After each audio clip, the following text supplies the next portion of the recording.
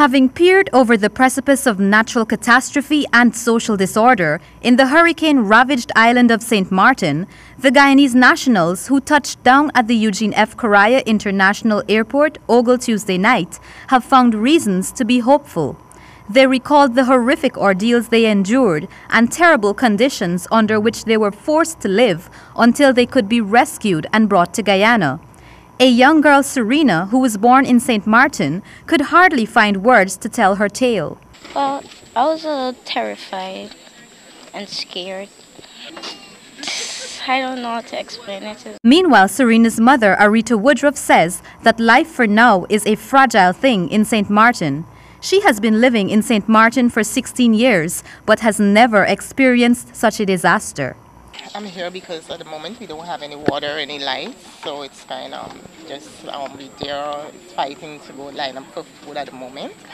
But I'm a cosmetologist, so I have my own business. So for me, I can still shop or whatever. But for a lot of people, you know, that doesn't have a job or don't have any money, it's kind of difficult. But the reason I'm so glad wanted to come home because we can't get nothing done because I don't have any water. I don't have no electricity at the moment. You know, and then the schools, all the schools are mashed up. It's very bad at the moment, and my daughter needs her to get in school, so I just come that she can get in school until things get back to normal. I'll go back. For 19-year-old Shaquille Cato, a high school senior, he has lived in St. Maarten for 11 years, and the magnitude of Hurricane Irma has now caused him to return to Guyana to complete his studies. It wasn't nice. It was frightening and everything, you know.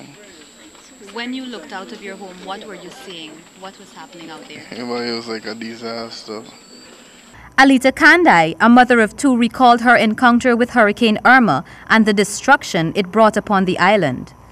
Well, the experience was very horrible because I faced like two before, but not one like this. Everything was blowing, people roof, people houses, the airport completely damaged. As the ships them go up on the sidewalk. So it was like a hesitation, but then I started to panic also because I have two girls and I'm really scared of them. And these daughters of yours, they were born in St. Maarten? Yes, they're from St. Maarten. So now that you've come back to Guyana, what do you plan to do? Well, I plan to come back to give them some schooling because the school they used to go is blowing, everything is damaged. So most likely for schooling, education for them because that's the best for me now. Meanwhile, CEO of Trans-Guyana Airways, Mr. Michael Correa, told Nightly News that with regards to the cost of these flights which his company is providing to bring the hurricane evacuees to Guyana, this is possible due to the donations that the Private Sector Commission has been collecting and the generosity of Trans-Guyana Airways to cut half of the cost for the flights. It's millions of Guyana dollars, of course, and the extent of it we don't really know because what had happened is that I think there were initially about 80 people initially that we had heard that had to be moved, but that number has doubled.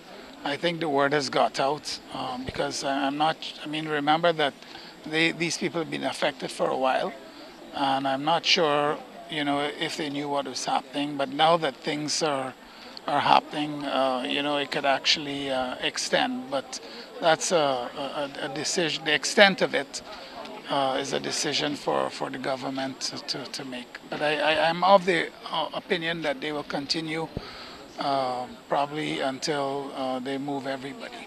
Also at the Eugene F. Correa International Airport on Tuesday night was the owner and staff of the M&M Snacket. They provided warm meals for the nationals who returned as part of the civic duty of helping those in need. Reporting for HGP Nightly News, I am Kristen McLeod.